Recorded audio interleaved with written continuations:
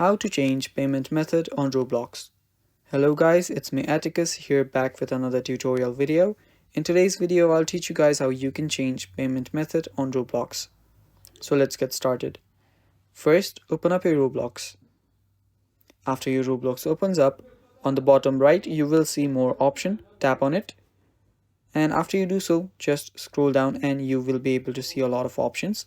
Go to settings. And after you go to settings, you will see payment methods right there. Tap on payment method. And after you do so, you will see all of your payment methods right here. So here, if you have more than one or more than two payment methods, you can change your payment methods just by selecting one.